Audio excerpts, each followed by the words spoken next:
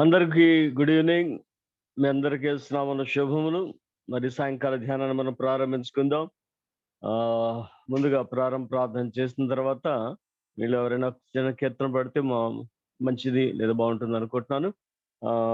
లేకపోతే మనమే వేరొక కీర్తన పాడుకుందాం, ప్రార్థన చేసుకుందాం.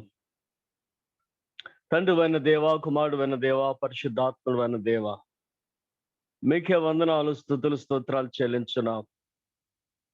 ఈ సాయంకాల వేళ మీ పాద సన్నిధిలో చేరి మిమ్మల్ని స్తుతించడానికి మీరు మాకు ఇచ్చిన తరుణాన్ని బట్టి వందనాలు. నీ కృపాక్షేమంలో నిండుగా మెండుగా మా కొరకు దయచేయండి.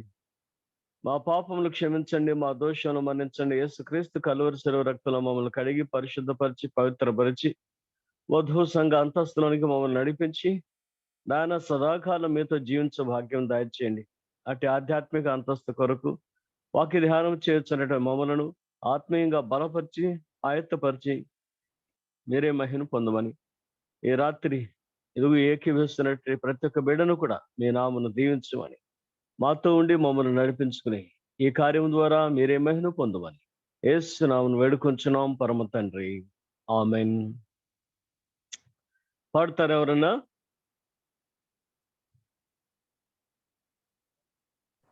అయ్యారు ఎవరు పాడబోతే నేను పాడతా. పాడండి, చిన్న కీర్తన పాడండి. అదే నేను మీరు చెప్పిన పాట అయ్యారు. పాడండి. ఓహం ఓహం హై, ఓహం ఓహం హై, ఓహం ఓహం హై, ఓహం ఓహం హై. సొలొమోను పల్లకి అనురాగవల్లకి శూలమితి అందున్నది సుందరి నవయువతి సుదతి. సొలొమోను పల్లకి అనురాగవల్లకి శూలమితి అందున్నది సుందరి నవయువతి సుదతి. సొలొమోను పల్లకి వరుడేసు కోసము వధువైన సంఘము పయనించుచున్నది, పరిణయమవనున్నది. వరుడేసు కోసము వధువైన సంఘము పయనించుచున్నది, పరిణయమవనున్నది, పరిణయమవనున్నది. ఓహం ఓహం హై, ఓహం ఓహం హై, ఓహం ఓహం హై, ఓహం ఓహం హై. సొలొమోను పల్లకి అనురాగవల్లకి శూలమితి అందున్నది సుందరి నవయువతి సుదతి. ప్రభురక్తధారలో ప్రభవించిన సంఘము యేసురాజు రాకడకై ఎదురు చూచుచున్నది. ప్రభురక్తధారలో ప్రభవించిన సంఘము యేసురాజు రాకడకై ఎదురు చూచుచున్నది, ఎదురు చూచుచున్నది. ఓహం ఓహం హై, ఓహం ఓహం హై, ఓహం ఓహం హై, ఓహం ఓహం హై. సొలొమోను పల్లకి అనురాగవల్లకి శూలమితి అందున్నది సుందరి నవయువతి సుదతి. సొలొమోను పల్లకి. హల్లెలూయా, హల్లెలూయా. థాంక్యూ. మీకు రిథమ్ అసిస్ట్ చేసిన వాళ్ళకి కూడా థ్యాంక్స్. మీకు రిథమ్ అసిస్ట్ చేసిన వాళ్ళకి కూడా థ్యాంక్స్. నేనే అయ్యారండి. Thank you very much. 4వ అధ్యాయం చదువుకుందాం. పరమ గీతం 4వ అధ్యాయం 7 వచనం చదువుకుందాం అండి. దయచేసి ఎవరన్నా చదవండి.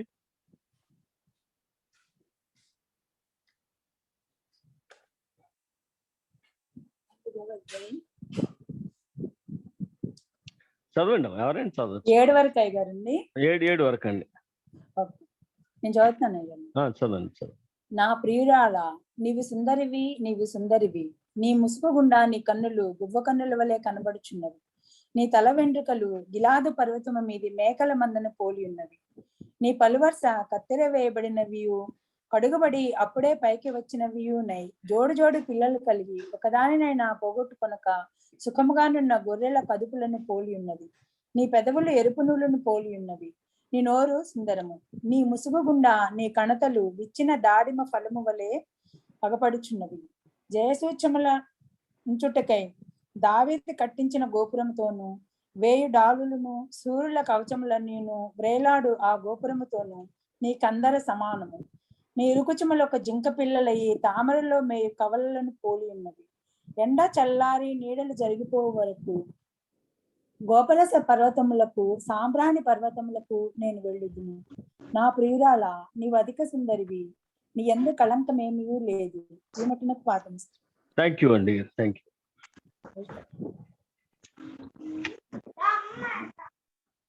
సో సంఘం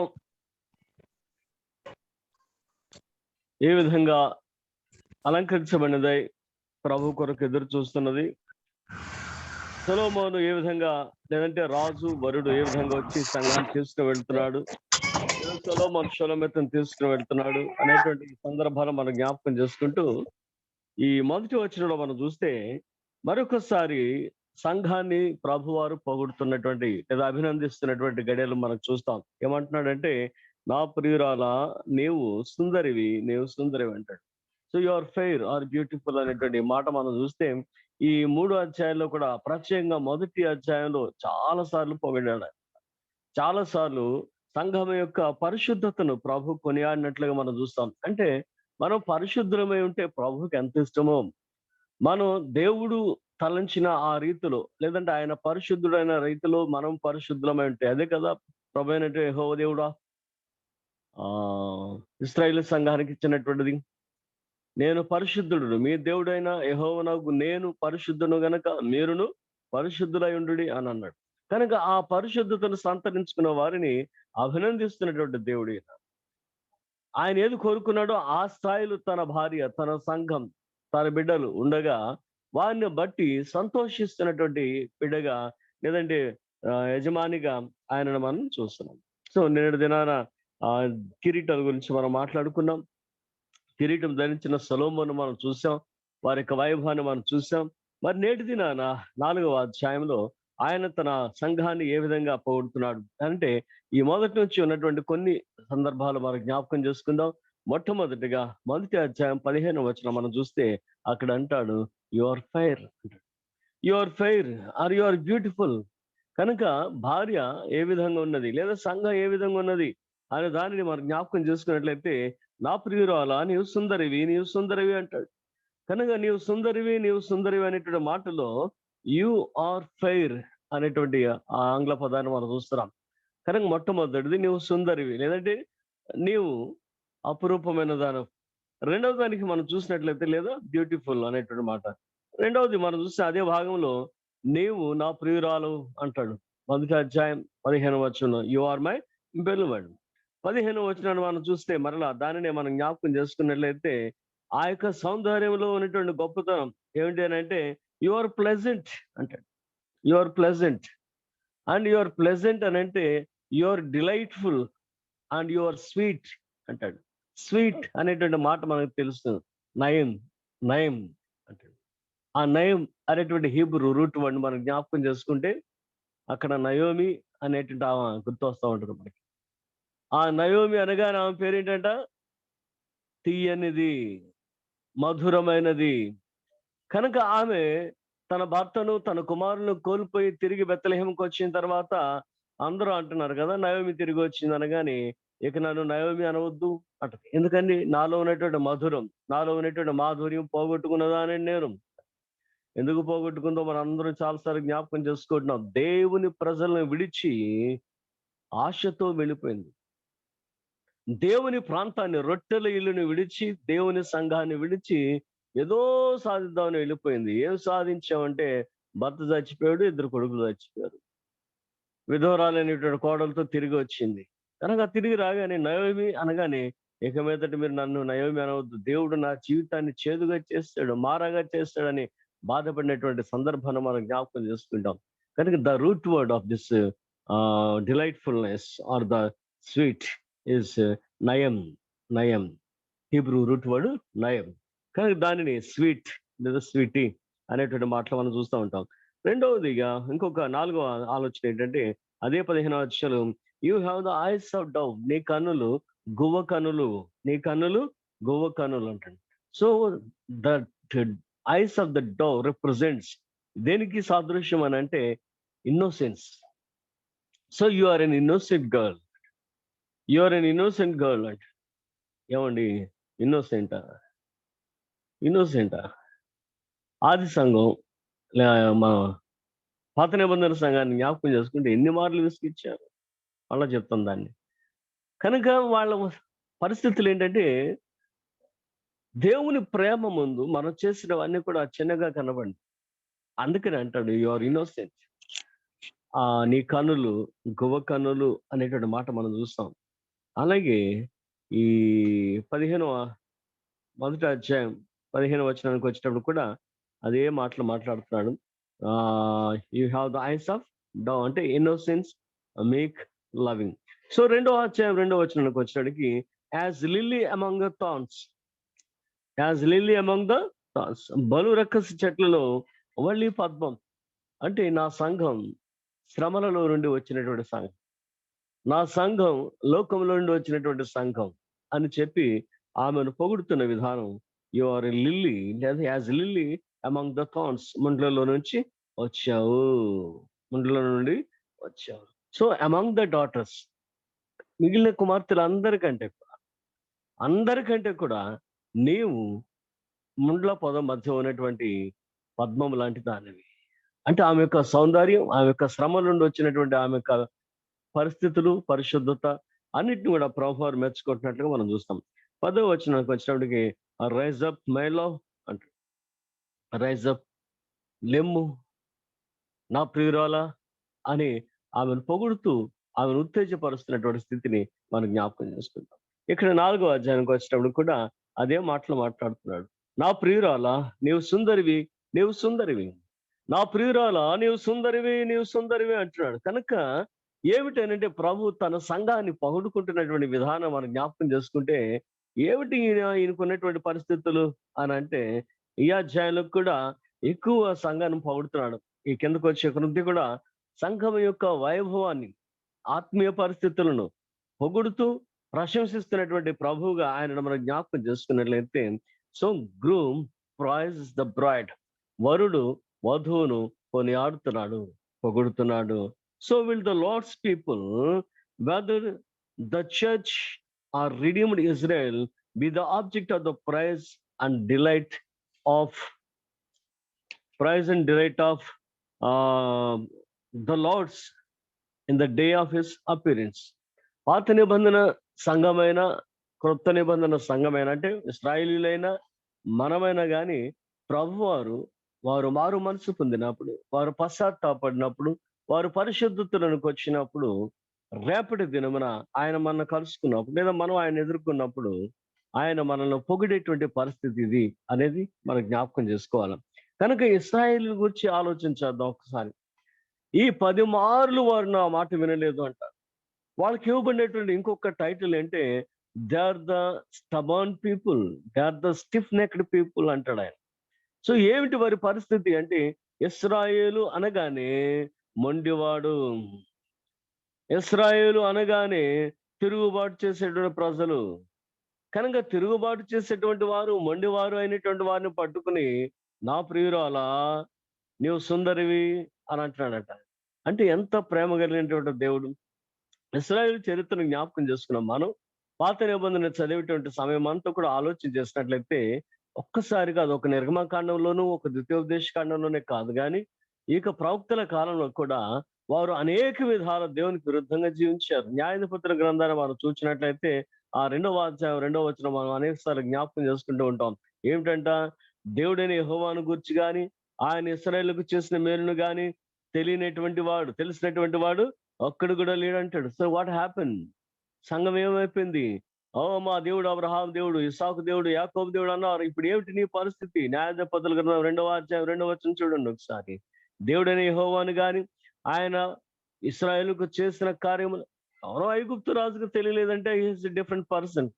కనుక యోసేపు చనిపోయిన తర్వాత యోసేపు యొక్క గొప్పతనం తెలియనటువంటి ఐగుప్తు రాజు పరిపాలనలోకి వచ్చాడు గనక ఐగుప్తీయుల మధ్య ఇశ్రాయేలు శ్రమ పొందారు.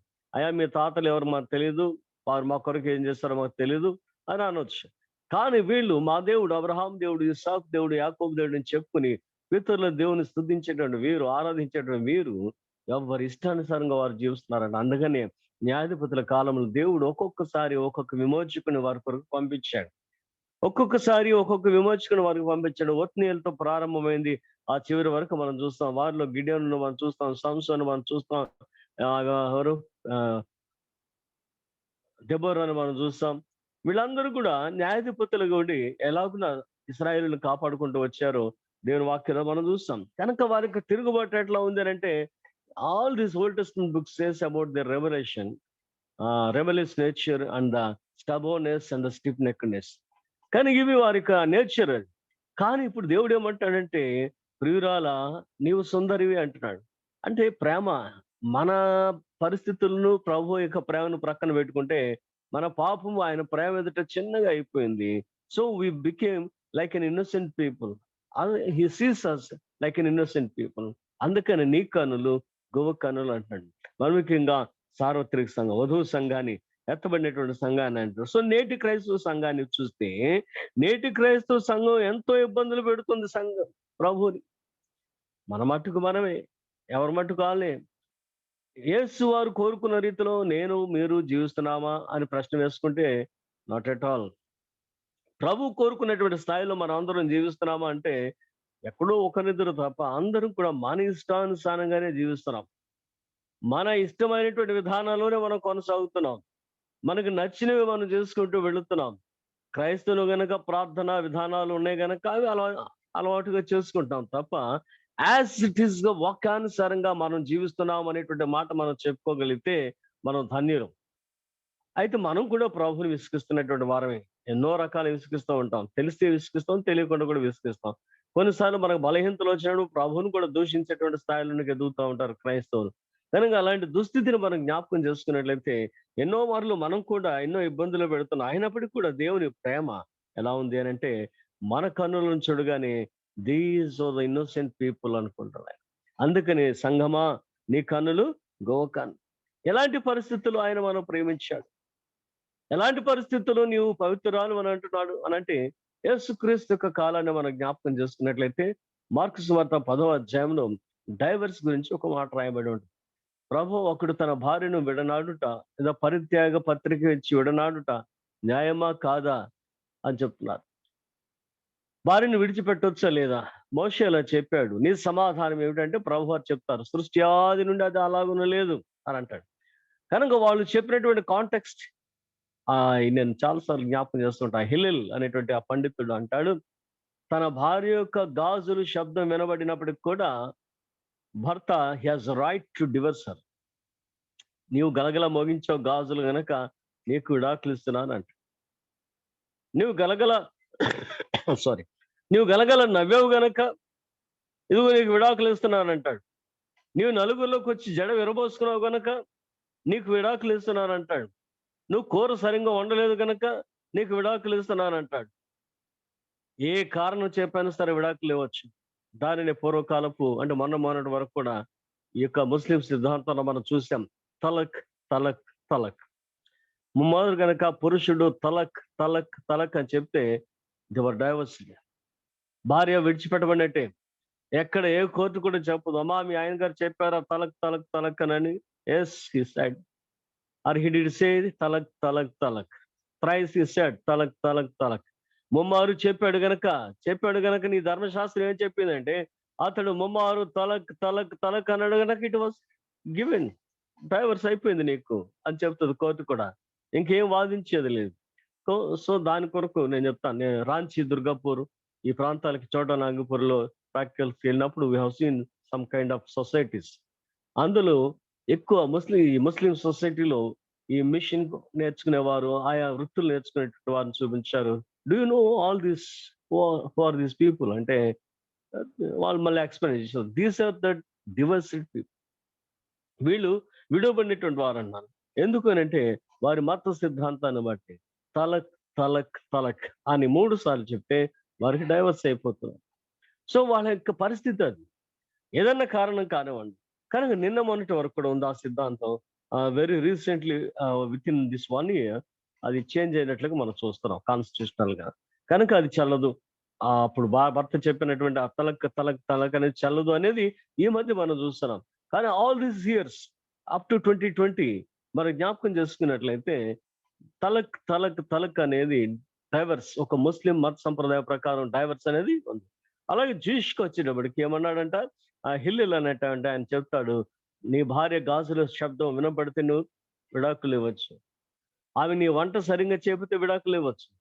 ఆమెకు పక్కపక్క నవ్వితే విడాకులు ఇవ్వచ్చు." ఎంత సింపుల్ చేశారండి.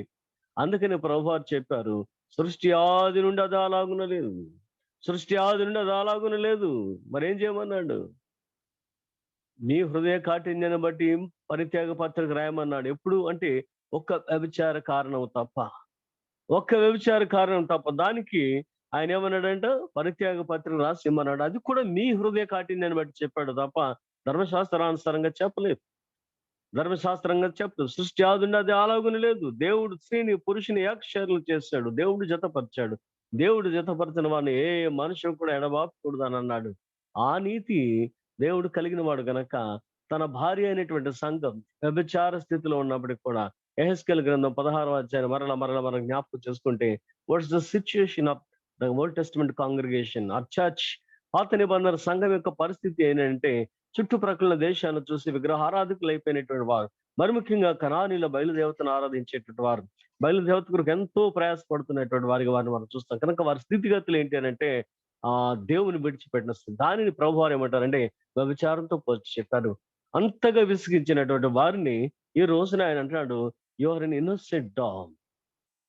నీ కన్నులు అంత ఇన్నోసెంట్ గా ఉన్నాయని చెప్పి ఆ సంఘాన్ని పొగుడుతున్నటువంటి ప్రభువును మనం చూస్తున్నాం. రేపటి దినాన మన పరిస్థితిని కూడా అంతే. ఎంత పాపం చేసినప్పుడు కూడా ఒక రోజున ప్రభువా నా పాపం క్షమించవా అని చెప్పి కన్నీరు కార్చి పవిత్రపరచబడినట్టుగా ఆయన రక్తంలో కడగబడితే రేపు నిన్ను నన్ను చూసి కూడా అదే అంటాడు, మై ఇన్నోసెంట్ డవ్ అంటాడు. Oh my dove your eyes are so innocent are you are so innocent అని చెప్పి పొగడడానికి మొదలెడతాడు తప్ప నువ్వు అట్ట చేస్తావు, నువ్వు ఇట్ట చేస్తావు, నువ్వు అలా చేసావు, ఇలా చేసావు అనేటువంటి మాట అనేటువంటి దేవుడు కాదు. ఎంత గొప్ప దేవుడు, ఆయన ప్రేమ ఎంత గొప్పదో ఈ రాత్రి దేవుని బిడ్డలారా మరొకసారి మనం జ్ఞాపకం చేసుకుందాం.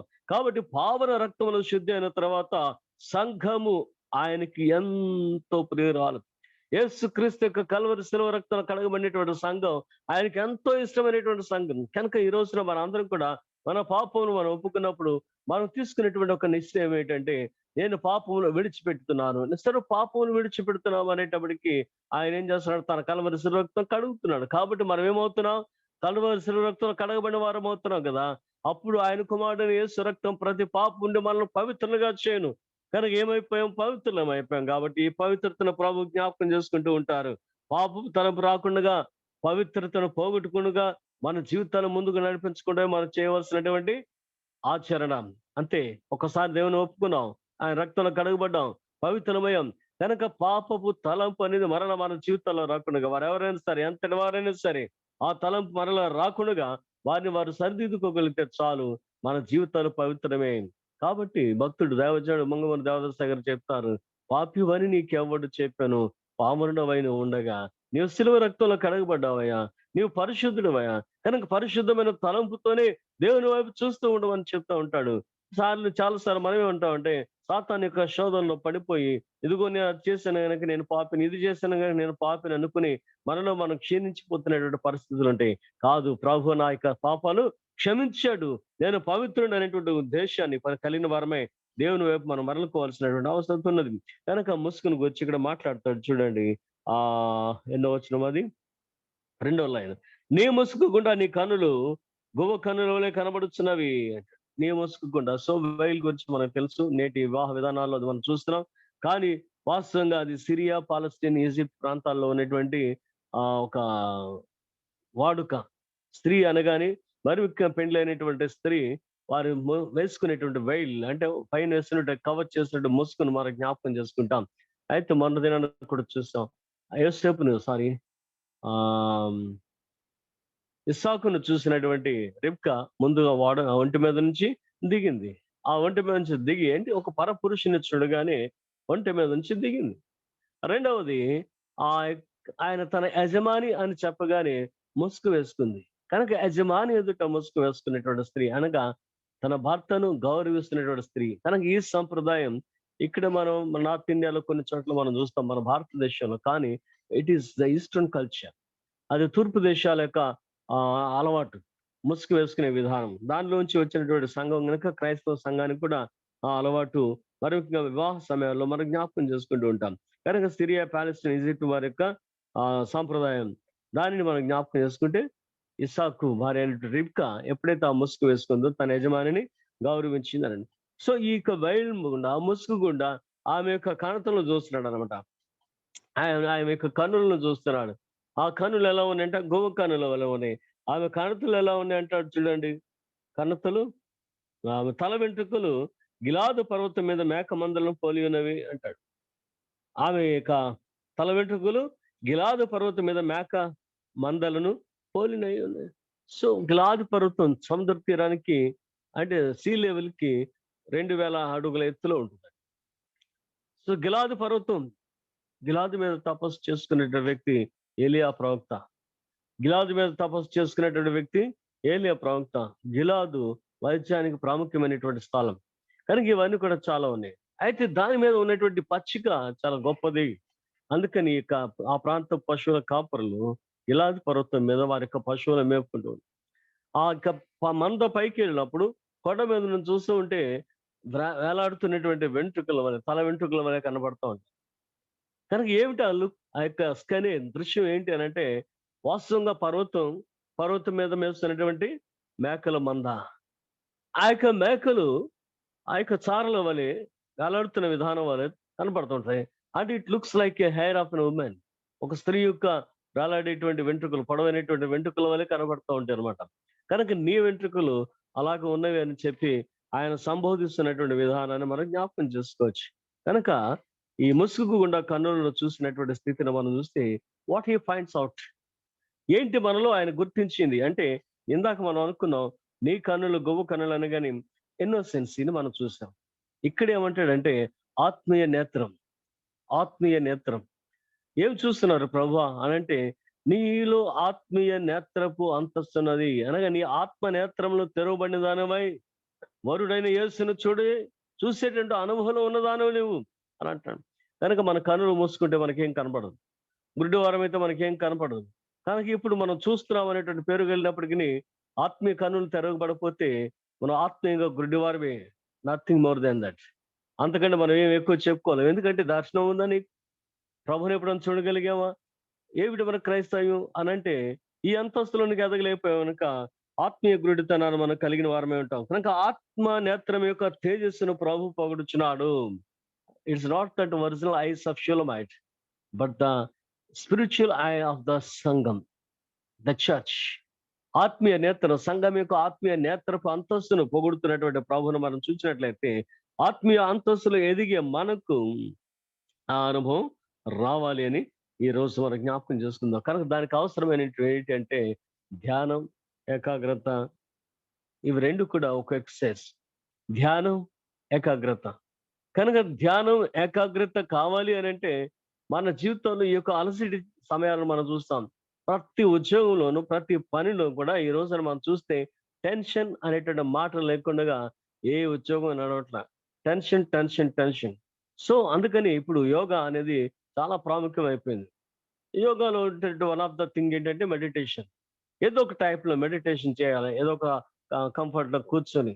ఎందుకంటే శరీరం, మనసు నిబ్బరం కలిగి ఉండాలి, ఏకాగ్రతను కలిగి ఉండాలి. Otherwise will lose hour temper some times. కనుక దాని కొరకు ఏం చేస్తాడట ఈ రోజున మెడిటేషన్, యోగా అనేది చాలా ప్రాముఖ్యమైనటువంటి అంశాన్ని సంతరించుకుంది. ఆయన క్రైస్తవ విశ్వాస జీవితంలో ప్రార్థన, ఏకాంత ప్రార్థన, ధ్యానం అనేది మన అందరి జీవితాల్లో కూడా అలవాటు చేసుకోవాల్సినటువంటి అవసరం ఉంది. 1 గంట సేపు ధ్యానించడం. మనం ఎంతసేపు ప్రార్థన చేస్తామో that is up to us. 1/2 గంట చేస్తామా, 20 నిమిషాలు చేస్తామా, అరగంట చేస్తామా, గంట చేస్తామా, 2 గంటలు చేస్తామా, ఇది మనం ఎంతవరకు ఓపిక ఉండి చేసుకుంటున్నాం అనేది మన ఇష్టం. అది కానీ ఎంత ప్రార్థన చేసినా, ఒక 10 నిమిషాలు చేసినా, 20 నిమిషాలు చేసినా గంట కనిపెట్టడం అనేది నేర్చుకోవాలని భక్తులు చెప్తున్నారు. ఒక గంట సేపు ప్రార్థన అయిపోయిన తర్వాత పరలోకమందున మా తండ్రి అని పరలోక ప్రార్థన చెప్పి ఆమేన్ అని ముగించేసిన తర్వాత ఒక గంట సేపు అదే ధ్యాసలో మనం కూర్చుని ఉంటే మనం ఎంతసేపు ప్రార్థన చేస్తామో దాని సమాధానం ప్రభు ఇవ్వటానికి సిద్ధంగా ఉన్నారు. దాని యొక్క answer we get the answer for our prayers. కనుక దాని కొరకు మనం సిద్ధపడిన వారమే ఆ యొక్క ఆలోచన ఏమన్నది ధ్యాన విధానాన్ని మనం నేర్చుకోవాలని చెప్పి భక్తులు తెలియజేస్తూ ఉంటారు. కనుక ప్రార్థన అనేది మన ఇష్టం, కానీ ధ్యానం అనేది తప్పనిసరిగా కనిపెట్టడం అనేది తప్పనిసరిగా ఒక గంట సమయం మనం చేయవలసినటువంటి అవసరం ఉన్నది. దేవుని సన్నిధిలో మనం మోకరించి ఒక గంట సేపు మనం ధ్యానంలో నడిపించుకోవాల్సినటువంటి అవసరం. అప్పుడు ప్రభు యొక్క స్వరం వినేటువంటి శక్తిని మనం పొందుకుంటాం, ఏకాగ్రతను పొందుకుంటాం. కానీ మనకు తెలుసు సహజంగా after 5 minutes we will lose our ఏకాగ్రత. ఆ యొక్క కాన్సన్ట్రేషన్ అనేది మనకు పోతుంది. సో చాలా సార్లు జరిగేది అదే. మనకి ఏదో ఒక అలసడి మన మైండ్ లోకి వస్తుందా, అక్కడ ఆఫీస్ పని అయి ఉండొచ్చు, గృహస్థ పని అయి ఉండొచ్చు, సమాధర్ బిజినెస్ అయి ఉండొచ్చు, ఏదైనా కానీ ఈ అలసడి అనేది ప్రారంభం అవుతుంది. కాబట్టి మనం ఏమిటంటే ఆ యొక్క 2 విధానాలను, ఒకవైపు అలసడి జరుగుతూ ఉంటుంది, ఒకవైపు ప్రార్థన చేసేటువంటి పరిస్థితుల్లో ఉంటాం. కనుక ఏకాగ్రత అనేది లోపించేటువంటి పరిస్థితులు. కనుక ఈ ఏకాగ్రతను సంతరించుకున్న వారు ఆత్మీయ జీవితంలో గొప్పవారు అవుతారు అనేది మనకు జ్ఞాపకం చేసుకుంటూ, ఈ యొక్క 2వ పేతురు పత్రిక 14వ అధ్యాయంలో పాపము మానలేని కన్నులు అంటాడు. కనుక ఎలాంటి కన్నులు అంటాడు అక్కడ? గువ్వ కన్నులు అనగా ఇన్నోసెన్స్, అమాయకత్వంతో ఉన్నటువంటి పరిస్థితుల్లో ఉన్నటువంటి నీవు అని పొగిడాడు. ఇక్కడ ఆత్మీయ నేత్రం కలిగినటువంటి నీవు అని పొగిడాడు. కానీ ఈ ఆత్మీయ నేత్రానికి వ్యతిరేకం ఉన్నది ఏంటంటే పాపమును మానలేనటువంటి కన్నులు. పాపమును మానలేనటువంటి కన్నులు. కనుక ఇది సహజంగా మానవ శరీరంలో ఒక భాగం. కనుక ఏదైనా చూడటానికి ఇష్టపడేటువంటిది కన్ను. కనుక ఈ పాపమును మానలేనటువంటి స్థితిలో ఉండేటువంటి పరిస్థితుల్లో ఆత్మీయ నేత్రం ఓపెన్ అవుతుంది. ఆత్మీయ నేత్రం అనేది తెరవబడదు. రెండవదిగా మనం చూసినట్లయితే 1 యోహాను పత్రిక 2వ అధ్యాయం 16వ వచనంలో శరీరాశ, నేత్రాశ, జీవపడం అనేది చెప్తా ఉంటాడు. కనుక శరీరాశ ఉంది, నేత్రాశ ఉంది, జీవపడం ఉంది. నేత్రాశ ప్రధానమైనది. కనుక తల్లి అయినటువంటి అవ్వ పడిపోవటం కారణం ఏమిటంటే ఎప్పుడైతే సైతాను చూపించాడో ఈ పండు అనగానే అది చూపునకు రమ్యమైనది, తినుటకు ఆరోగ్యకరమైనదిగా అది కనపడింది. కనుక వై షుడ్ నాట్ ఐ, ఎందుకు తీసుకోకూడదు, ఎందుకు తినకూడదు అని చెప్పి ఆ పండును కోసుకుని ఆమె తిని తన భర్తకి ఇచ్చినట్లుగా నేను వాక్యాలు మనం చూస్తున్నాం. అంటే ఏం కనపడిందంటే చూపునకు రమ్యంగా కనబడింది. కనుక దీనిని నేత్రాశ అని మనం చెప్తాం. ఇలాంటి రమ్యమైనటువంటి పరిస్థితులు అనేకం వస్తాయి. అది ప్రభువారి జీవితంలో కూడా ఉంది. అదే కదా కొండ మీద శోధించినప్పుడు ఎత్తైన పర్వతం మీద తీసుకుని వెళ్ళి ఇదిగో లోకమంతా కూడా చూపిస్తుంది, లోకమంతా కూడా చూపిస్తుంది, ఇదంతా కూడా నాదే అంటుంది సైతాన్.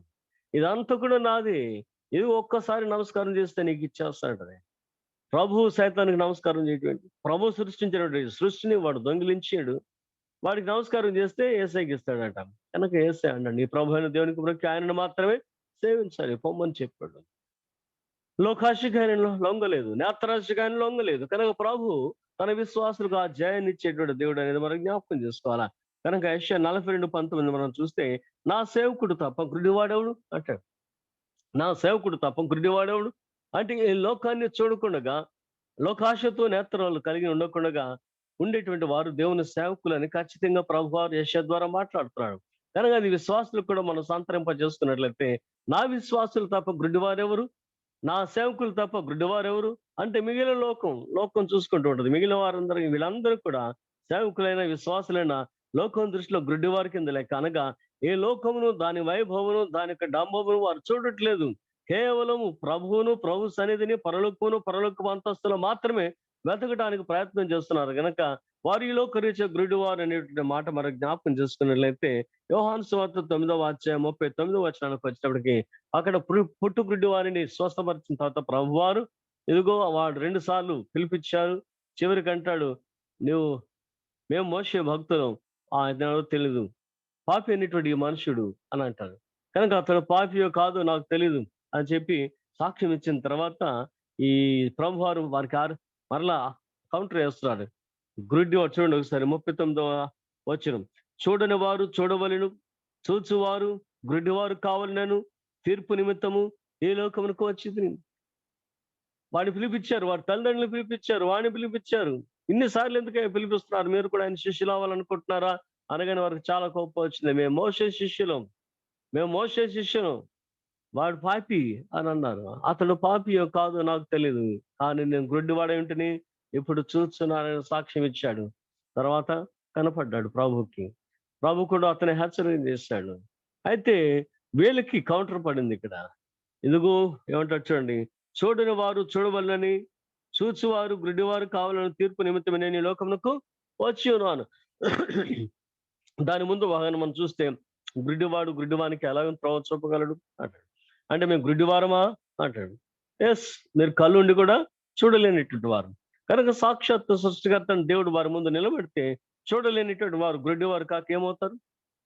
సాక్షాత్తు సృష్టికర్త అనేటువంటి దేవుడు వారి ముందు నిలబడి ఉండగా ఇదిగో దేవుడిని చూడలేకపోయారు కదా.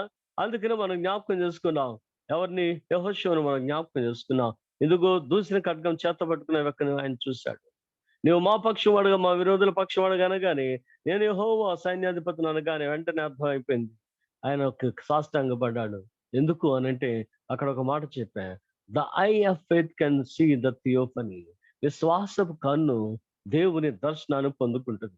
విశ్వాసపు కన్ను దేవుని దర్శనాన్ని పొందుకుంటది. కానీ వీరు కన్నులు ఉన్నవారు కానీ విశ్వాసపు కన్ను, ఆత్మీయ కన్ను కలిగిన వారు కారు గనక యేసయ్యను వారు గుర్తించలేకపోయినటువంటి మాట మనం జ్ఞాపకం చేసుకోవచ్చు. అందుకని ప్రభువారు అంటారు, అందు నిమిత్తమైన తీర్పు తీరదు వచ్చి, ఎందుకంటే మీరు చూచువారు గుడ్డివారు కావాలను, చూసేటువంటి వారు గుడ్డివారు కావాలి. కనుక మనం అందరం కూడా లోక సంబంధమైన గుడ్డివారమై ఉండాలా, లోక విషయమైన గుడ్డివారమై ఉండాలా. ఆ అనుభవంలోనికి వచ్చినప్పుడు మాత్రమే ఆత్మీయ నేత్రం తెరబడతాయి. అప్పుడు మాత్రమే మనం ధ్యానం చేస్తున్నప్పుడు ఆత్మీయ నేత్రం తెరబడి ప్రభు యొక్క పరిశుద్ధుల యొక్క పరలోకపు యొక్క సంగతులు మనం ఎరిగేటువంటి స్థాయిలోనికి మనం వెళ్ళబోతున్నాం అనేది మనం జ్ఞాపకం చేసుకున్నట్లయితే మనం ఈ లోకంలో గుడ్డివారిగా ఉండాలి. అందుకని అంటాడు 5వ అధ్యాయం మత్తయి సువార్త 5వ అధ్యాయం 29వ వచనంలో, నీ కుడి కన్ను నిన్ను అభ్యంతరపరిచిన దాన్ని తీసివేయి, 2 కన్నులు కలిగిన వాడు నరకంలోనికి వెళ్ళట కంటే ఒంటి కంటితోటి గుడ్డివానిగా ఇదిగో పరలోక రాజ్యానికి వెళ్ళడం నీకు మేలు అంటాడు. కనుక ఎంతమంది దీన్ని పాటించగలుగుతున్నాం? ఎంతమంది దీన్ని చేయగలుగుతున్నాం? ఇదిగో మనం గుడ్డివారిగా ఉంటానికి ఇష్టపడతామా? ఏమాత్రం కూడా ఇష్టపడము. కానీ దేవుడు కోరుకుంటున్నాడు ఈ లోక విషయంలో దీన్ని చూడకుండా మన కన్నులను కాపాడుకోగలిగిన వాడు ధన్యుడు.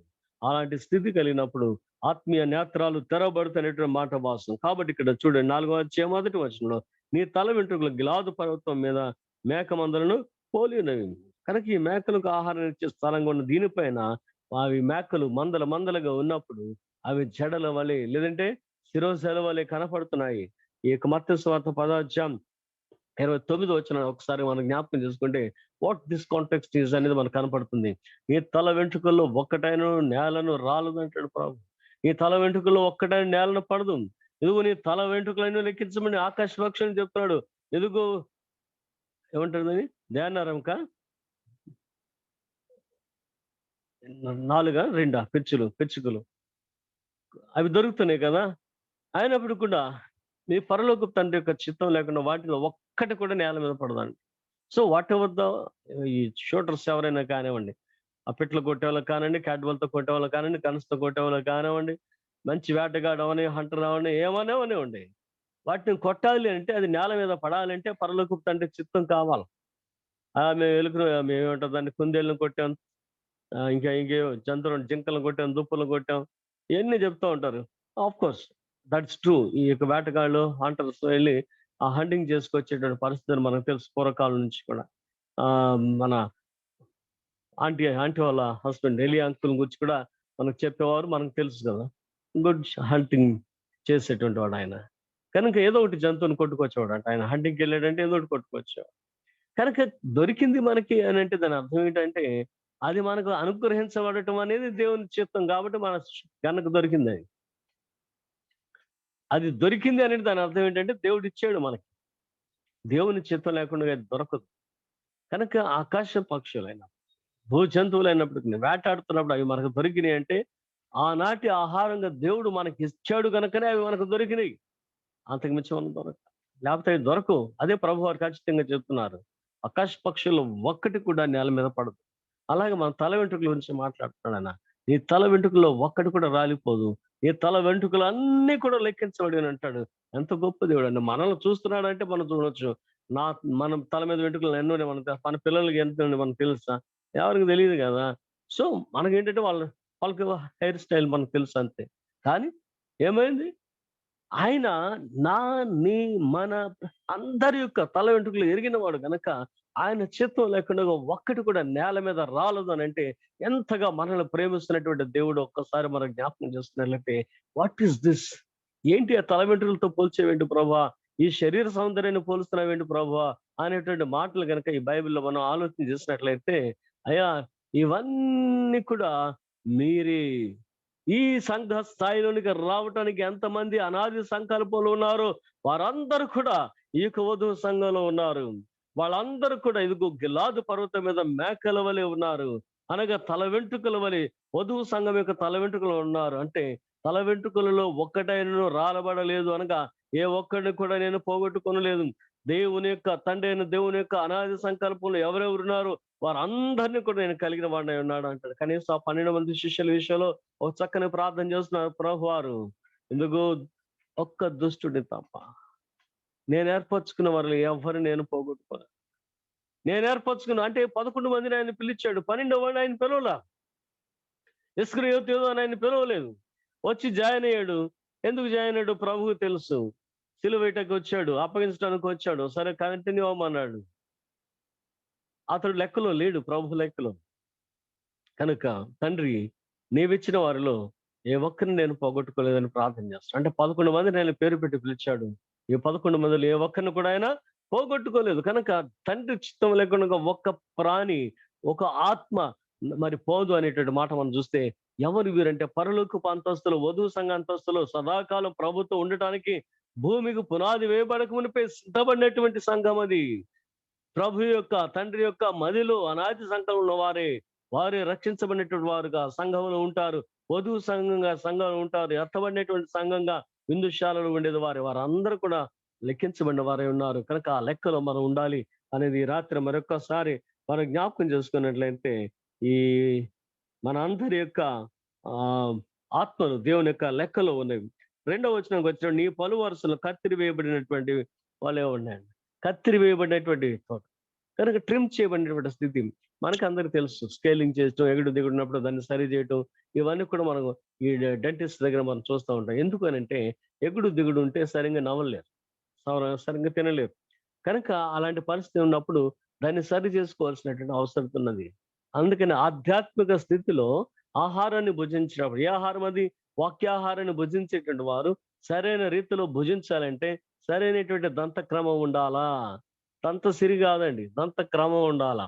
సో దంత క్రమం ఉంటే అది నవలటానికి, జీర్ణించుకుంటానికి, వంట పట్టేసుకుంటానికి అది ఉపయోగపడుతుంది. శరీర రీత్యా మంచి టీత్ ఉన్నాయి అని అంటే మంచి హెల్త్ ఉంటుంది అనేది గ్యారంటీ. అది సింబల్ కూడా. అది ఒక ఏమన్నా గుర్తు కూడా. Sign, it's a sign also. So మంచి పలు వరుస, మంచి బలమైన పళ్ళు ఉన్నాయంటే మంచి హెల్త్ ఉందనే దానికి కూడా అదొక నిదర్శనం. కనుక ప్రభువారు ఇక్కడ చెబుతున్న మాట ఆత్మీయంగా సంఘము దేవుని యొక్క బోధలన్నీ కూడా ఇదిగో నమిలి మృంగి అంటే చదివి ధ్యానించి ఈ హృదయమందు స్థిరపరచుకునేటువంటి స్థితిని ప్రభు చూశారు అన్నమాట. అనగా వాక్యంలో ఎదిగిన వారు ఎవరి అంతస్తులోకి వచ్చేవారంటే వాక్యంలో ఎదిగినటువంటి వారి వాక్యాన్ని విని దాన్ని చదివి ధ్యానించి దాని ప్రకారం నడుచుకునేటువంటి వారు ఎలా ఉన్నారంట? కత్తిరి వేయబడినటువంటి స్థితి. రెండవ వచనం అది చూడండి ఒకసారి. నీ పళ్ళు వరుస కత్తిరి వేయబడినవి కడుగుబడి అప్పటికే పైకి వచ్చినవి ఉన్న జోడు జోడు పిల్లలను కలిగి ఒకదానిని పోగొట్టుకున్న సుఖంగా ఉన్న గొర్రెల కదుపుల వలె ఉన్నవి అంటాడు. కనుక కడగబడినటువంటి స్థితి, కత్తిరి వేయబడినటువంటి స్థితి. కనుక బొచ్చు కత్తిరించడం అనేది ఈ యొక్క గొర్రెల కాపరుల యొక్క అలవాటు.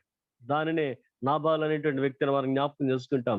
ఆ బొచ్చు కత్తిరించు దినమున అతడు మంచి విందు చేస్తున్నాడంట. ఆ విందు చేస్తున్నాడని దావీదు గారికి వినపడింది. అక్కడికి పంపించాడు తన సేవకుల్ని. ఎదుగో నీ కుమారుడైనటువంటి దావీదు నిన్ను అడుగుచున్నాడు. మేము మీ మందల దగ్గర కావలిగా ఉన్నప్పుడు మీ గొర్రెల కాపురులు మీ మందల్లో ఒక్కదాన్ని కూడా పోగొట్టుకోలేదు. కనుక నేడు నీ కుమారుడు అడుగుచున్నాడు నీ విందులోకి వచ్చి పారిభాగం ఇమ్మని చెప్పి అంటే దావీదెవడు అని అన్నాడంట. దావీదెవడు అని అన్నాడు.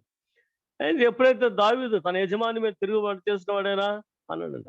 నాబాలు అనగానే మూర్ఖుడు అనేటువంటి మాట మనం వింటున్నాం. నాబాలు అనగానే మూర్ఖుడు.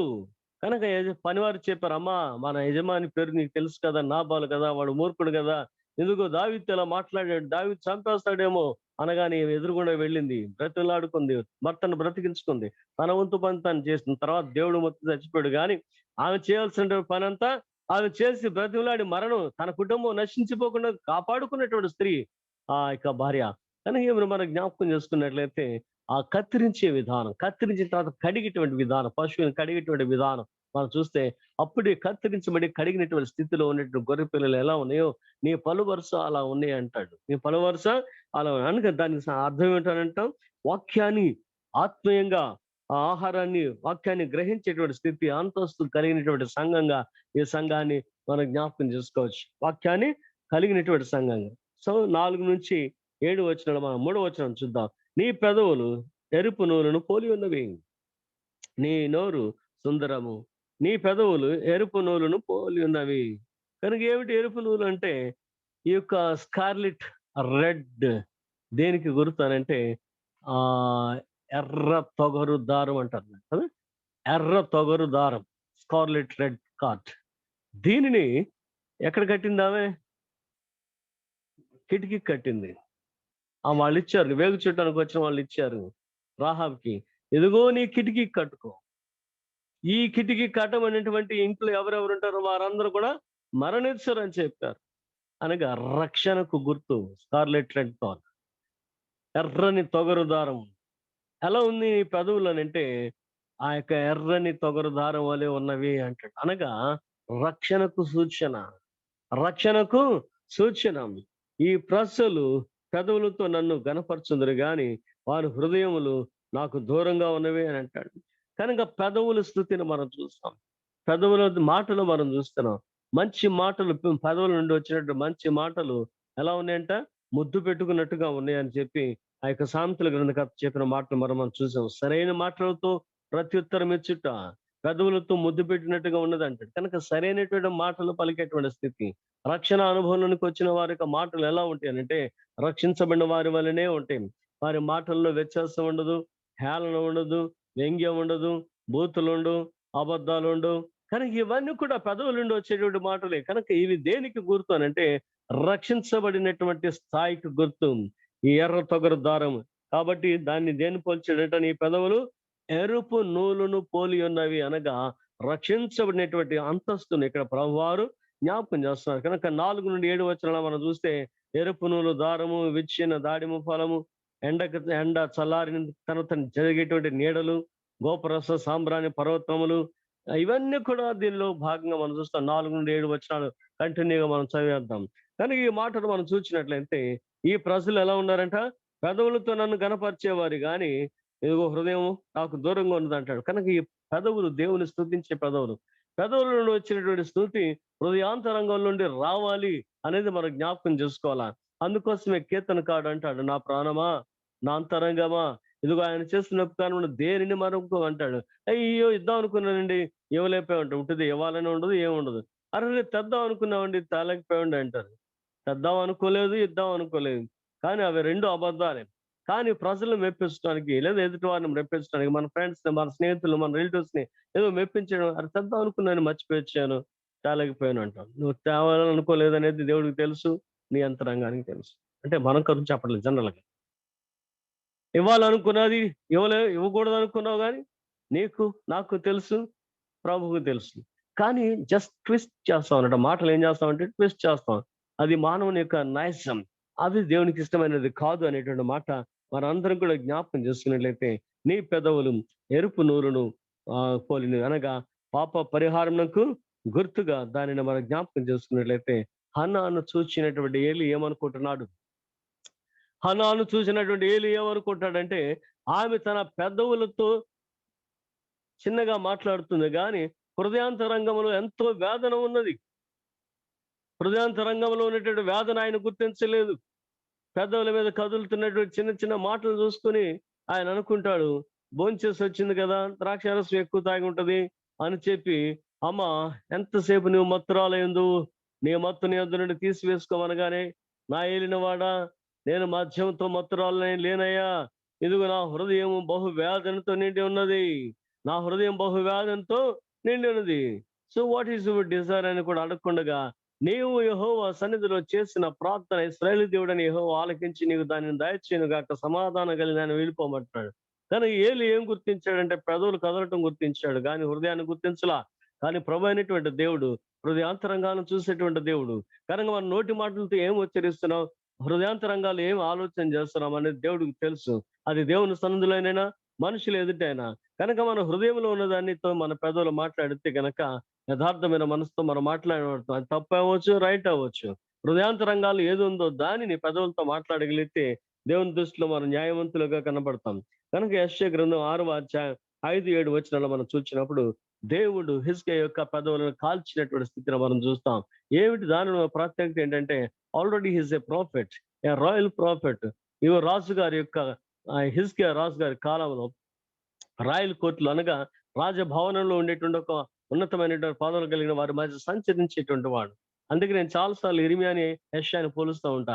ఇరిమియా ఏమో బొండలో వేయబడుతున్నాడు, ఇరిమియా ఏమో ప్రజల చేత దూషించబడుతున్నాడు, కన్నీళ్లు కారుస్తూ ఉంటాడు.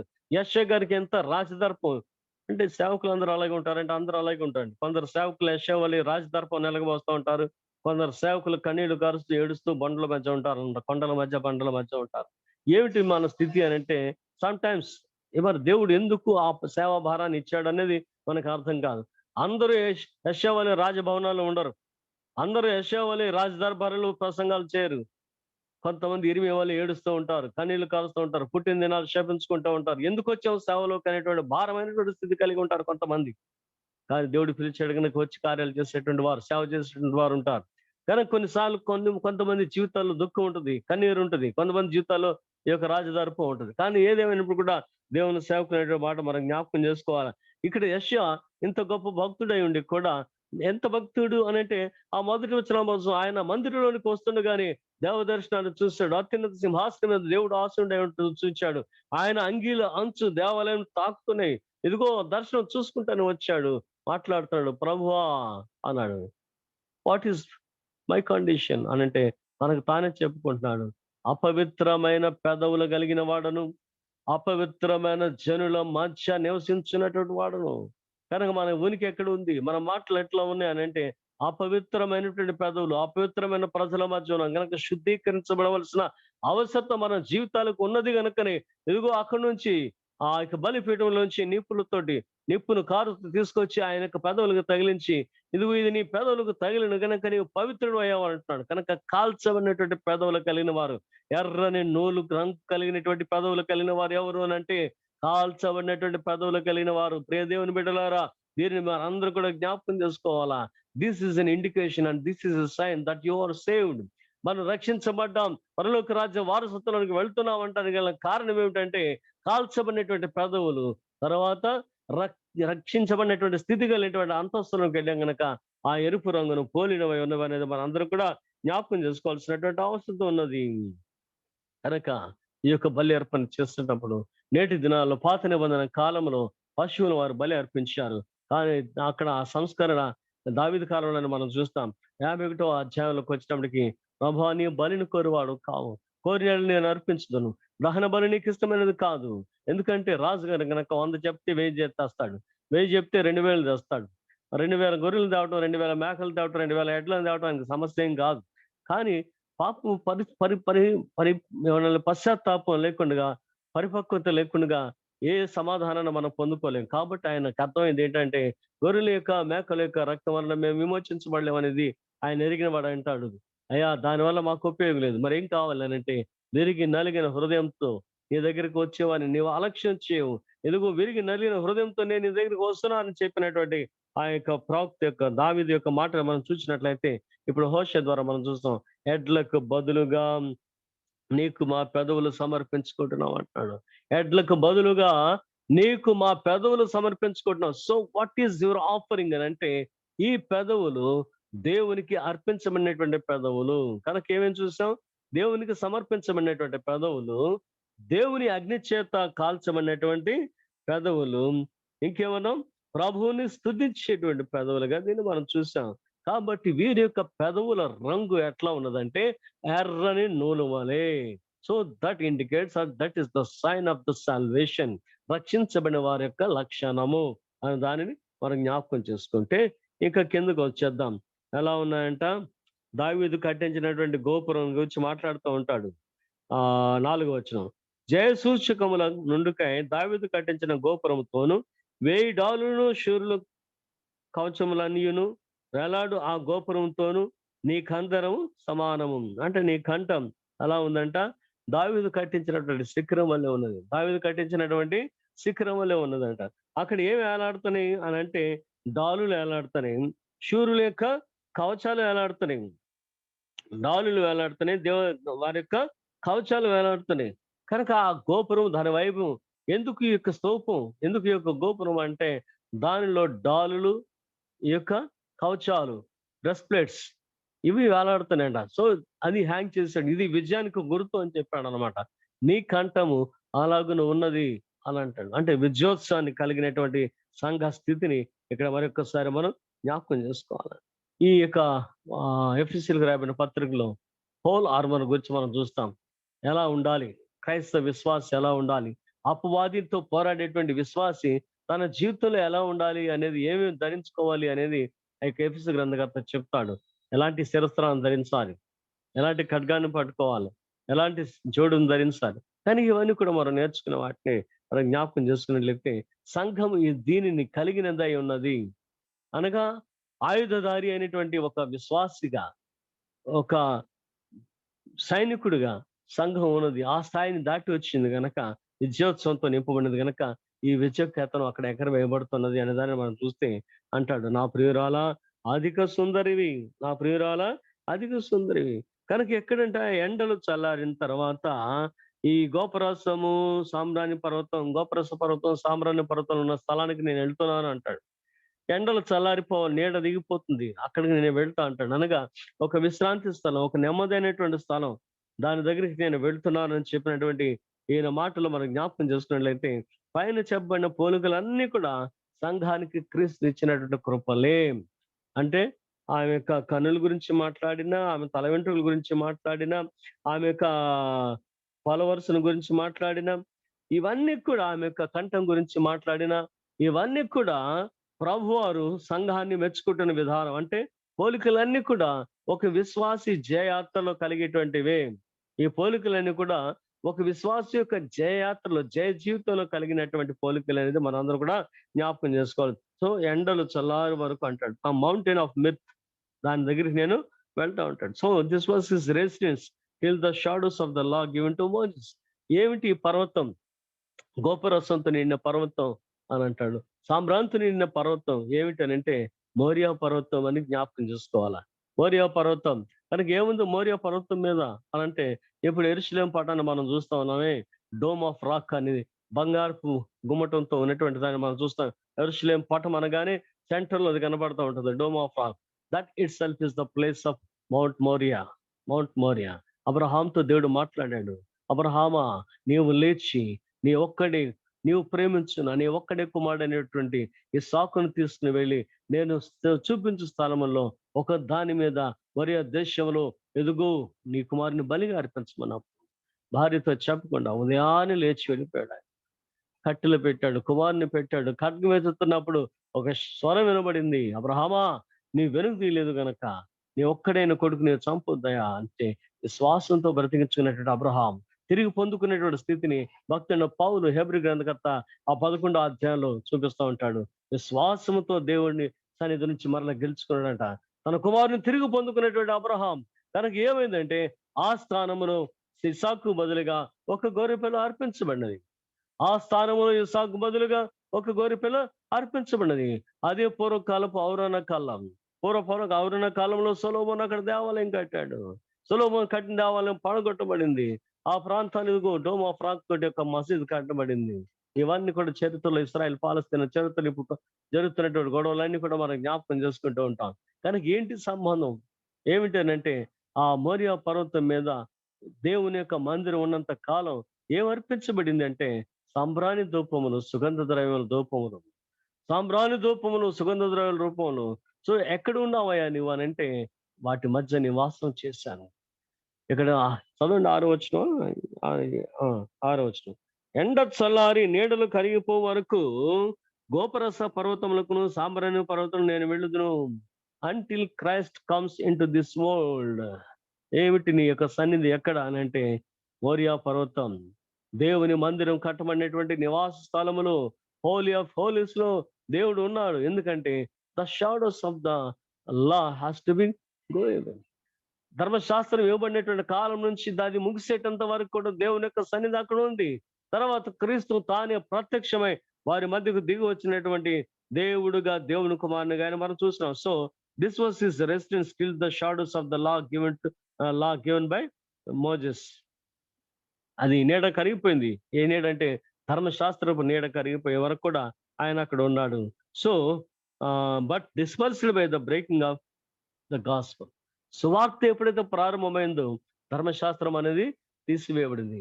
సో ధర్మశాస్త్రం తీసివేయబడిన తర్వాత సువార్త ప్రారంభమైంది. ఏదైనా కానివ్వండి, ధర్మశాస్త్రాన్ని ఆక్రమించినటువంటి స్థలం సువార్త.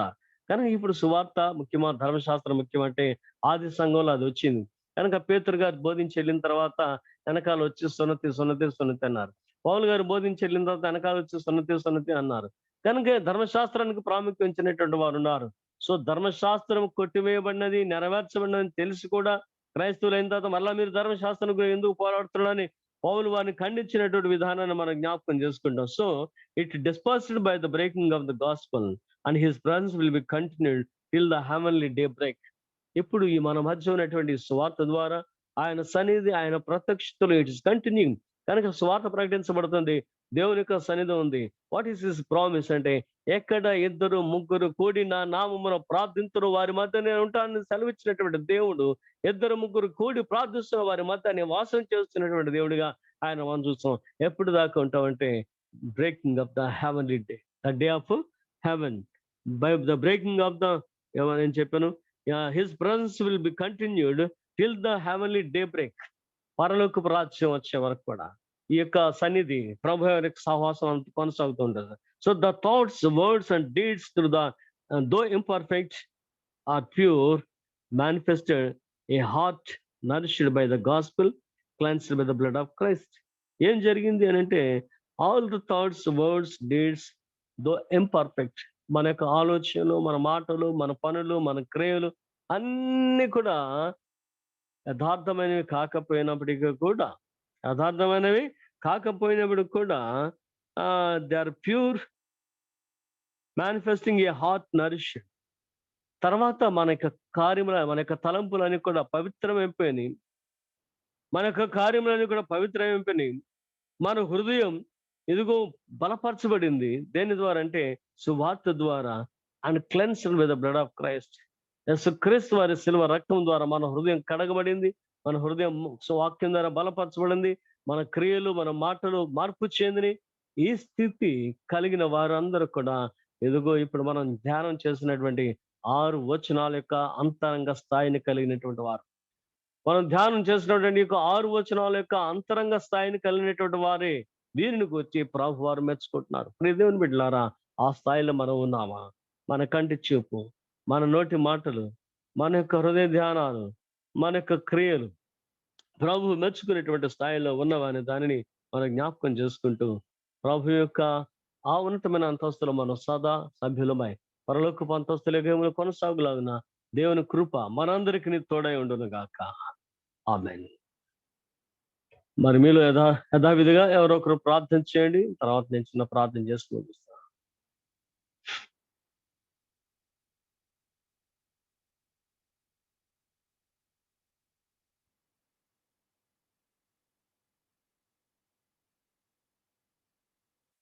చేయండి అమ్మా, ఎవరో ఒకరు చేయండి.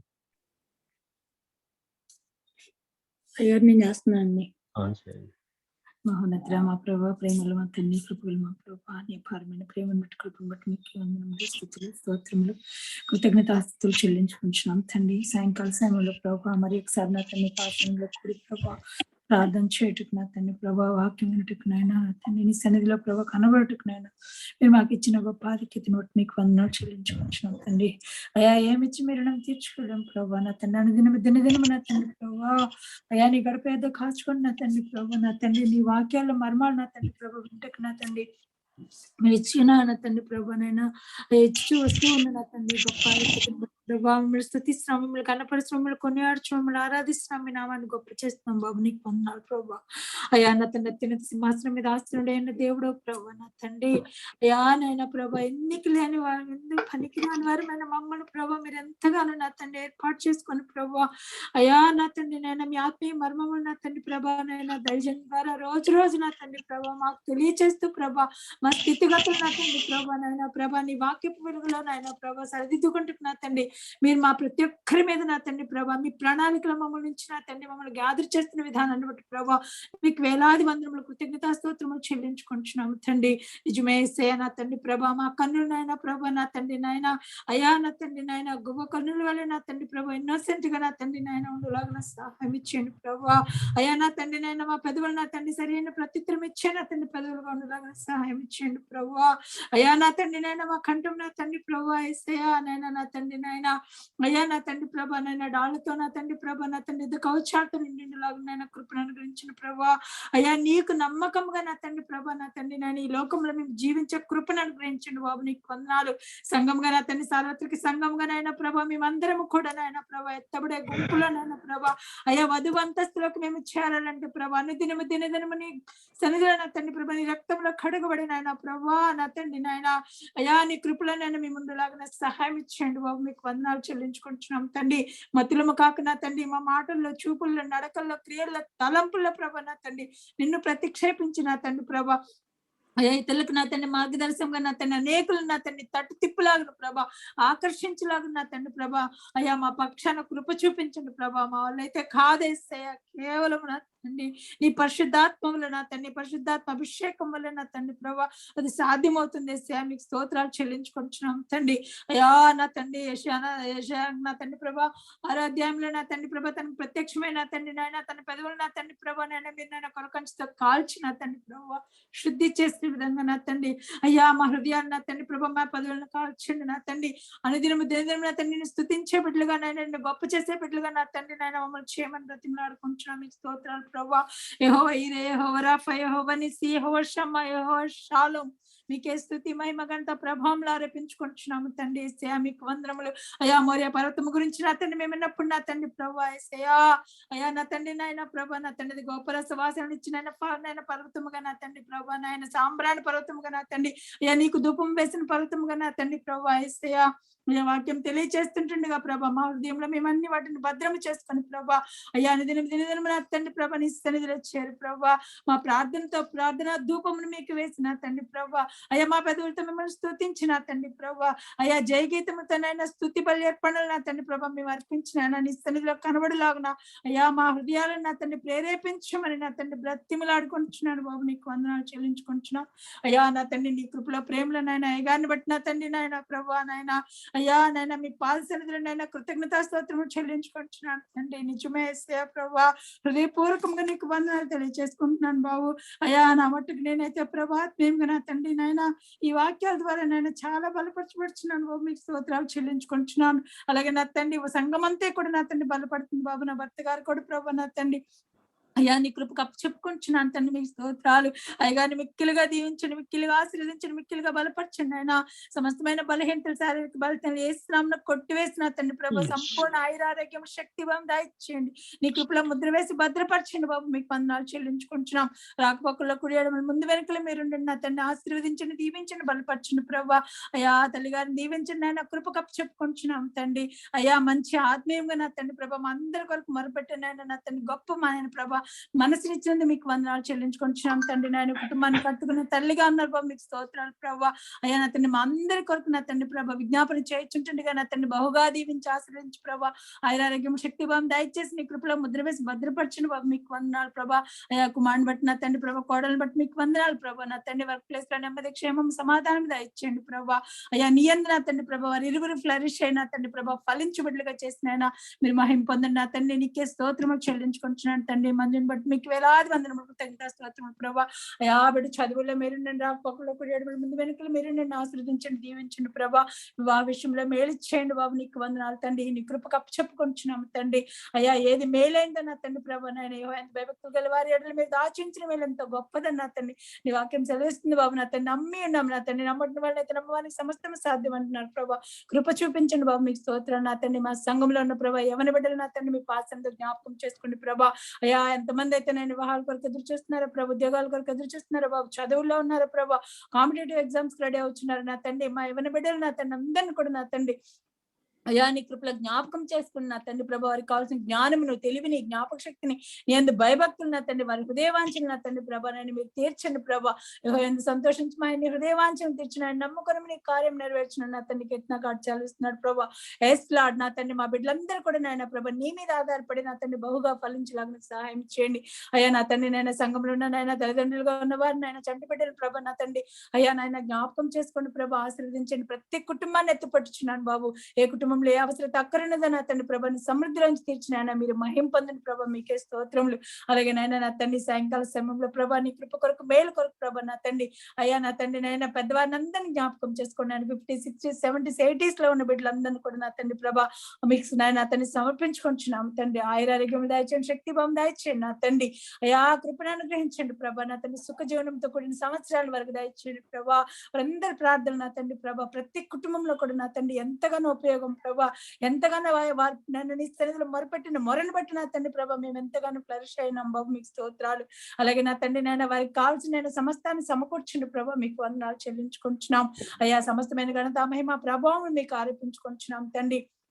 రెస్పెక్టివ్ ఆఫ్ కాంగ్రెషన్ ప్రతి ఒక్క సంఘ కాపని సంఘాల వృద్ధులు బాగా మీకే సమర్పించుకుంటున్నాం తండ్రి అయ్యా. నీ కృపాక్షేమములు బ్రాతుకు దినములన్నీ వాటి వచ్చేకి సహాయం చేసి మీరే మహిం పొందమని తెలియజేసి మా ప్రతి అపరాధములు మన్నించమని సేయా నీ నామాన్ని హెచ్చిస్తూ మమ్మల్ని మేము తగ్గించుకోవచ్చు. ఎన్నికలేదని ఎందుకు పనికిరాని దాన్ని నన్ను నా భర్తగా నా బిడ్డలు కూడా మీకే సమర్పించుకోవచ్చు.